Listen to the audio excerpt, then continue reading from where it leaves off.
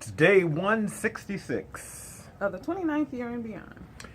Yesterday, we had talked about love, and Gail had mentioned that James Ingram had passed, and she had mentioned that he and his wife had been married for 43 years. They were high school sweethearts. And that got me thinking, because you hear these stories about people who get married to their high school sweethearts. I didn't know you then. Or their college sweethearts, right? Yeah, of course you didn't know me then. You had been deprived, woman. At any rate, I got to think about that because sometimes when that's the case, you're talking about high school sweethearts, that oftentimes is like that person's like first real love, you know, and then you spend your life with that person.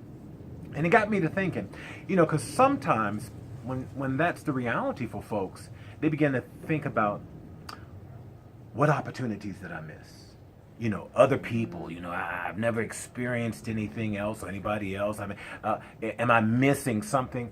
Which can then lead to people to beginning to get thoughts about maybe wandering, right?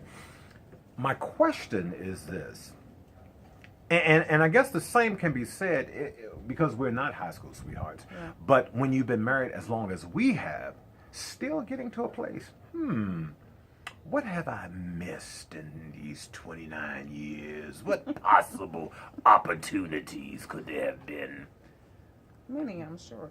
And what would you say to someone who maybe has been with like their first love all the years they got married and they're still in marriage or whatever, or for a significant time, you know, been married for a long time, who begin to think, have I missed anything?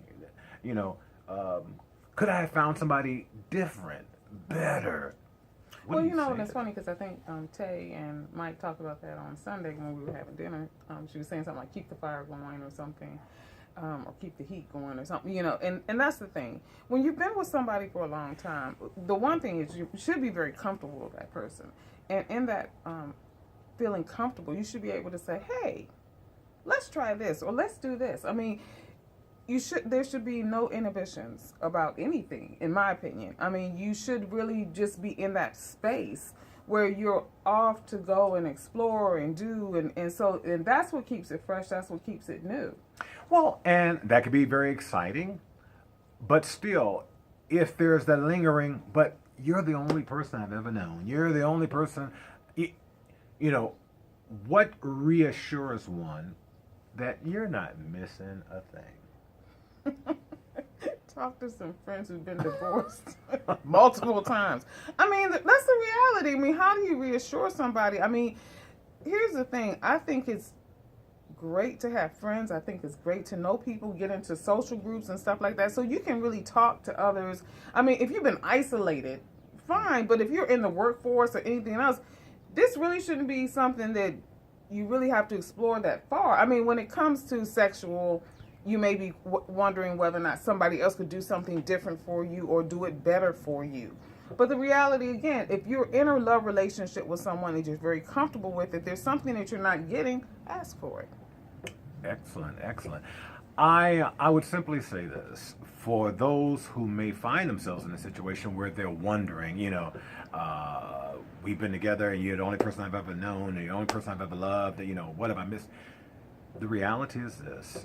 Don't focus on what the possibility could have been or might be. Focus on what your reality is. And for me, the reality of what you and I share as far as our love, as far as our support, as far as our journey together, the idea about something or someone else never comes into mind because I value who I'm married to and everything that you bring to help me to be the very best version of who I can be. And I agree. And I also would add to that, if you start to wonder, I mean, think about what this person is for you. And like he said, the value that they bring to your life, because that really is what it gets down to. Because when the rubber meets the road, as I always say, you'll be like, no, I'm good. So, we're good. What about you? Until tomorrow, if the Lord says the same. Bye.